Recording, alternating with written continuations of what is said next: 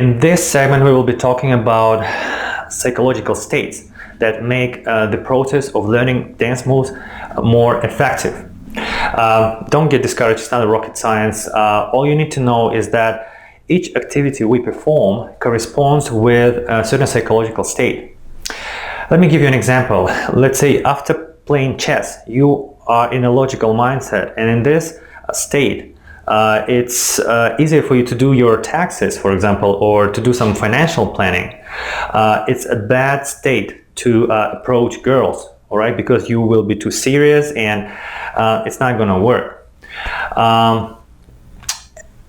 Now, when we plan our practice, let's say today is Monday and I have planned a dance practice session for Tuesday afternoon, and most of the time your psychological state will not correspond to that planned activity. So you will be in different state. So what normally people do, so they try to use willpower. So they push themselves like, okay, yeah, I'm playing, I'm a man, I want to do it, yes, I'm motivated. No, but what happens, so that the resistance builds. And then it's not only affect the quality of the learning process, it's also very damaging for your motivation. So next day it will be harder for you to, start, practicing because you don't feel great about it. All right, and when you are tense, right, if you are in one psychological state and you're trying to do an activity that do not suits the state, so you are getting really tense and you're getting really stressed. And when it comes to learning, stress is the worst thing. All right, it's very bad. Okay, let's now talk about solutions. So what you can do about that. All right, I have come up with a warm-up sequence.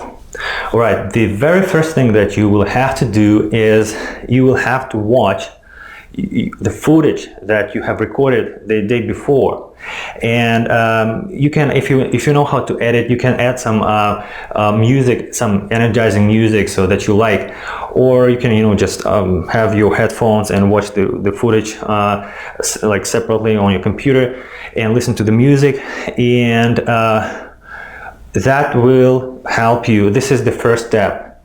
It will help you to get into a certain mode. You can start doing it already when you are commuting from work, for example. If you are on, driving, or if you are using public transportation, all right? When driving, I mean, so when you're stuck in a traffic jam, so then you can do it naturally. Second thing, this is my secret weapon. I'm giving you all my secret. Goof around. So really, when you're goofing around, so you relax, you lose inhibitions. And I particularly like one song. It's so stupid that it brings me in a certain state, as if I were a mischievous child. Oh, this is the right state to look for, mischievous child. And this song called Barbie World. Maybe you know it or not. So I'm gonna show it to you here, so that you. I'm a Barbie girl. Well, this is amazing. So you have to go through different phases. You cannot jump from, this is how a psyche works, you cannot jump from, let's say you came from work and you're in working mode, so you're thinking about projects and you cannot jump right into dancing, right? You need to go through different steps. And the third step would be you listening to your favorite music, dance music, and allowing yourself to dance, to move your body without even trying to get the moves right. It can be anything, even like this, like something like this. The purpose is not to get the dance moves right. The purpose is to prepare your psyche, all right, for incoming information, for new information, and for being able to process that information faster. And the last thing, that is why recording is so important. I will have the whole segment on that. You watch your footage, right? And then you repeat the moves that you have learned the day before, all right? And those 4 steps, they will 100% bring you into a certain mode that is great for dancing. And I used the same sequence before I went out, all right, and did some field. We did some recording in field in the clubs. I did the same footage, so it helps you to get into the mode, all right. And that is why I was able to learn so many moves so fast, because I was preparing.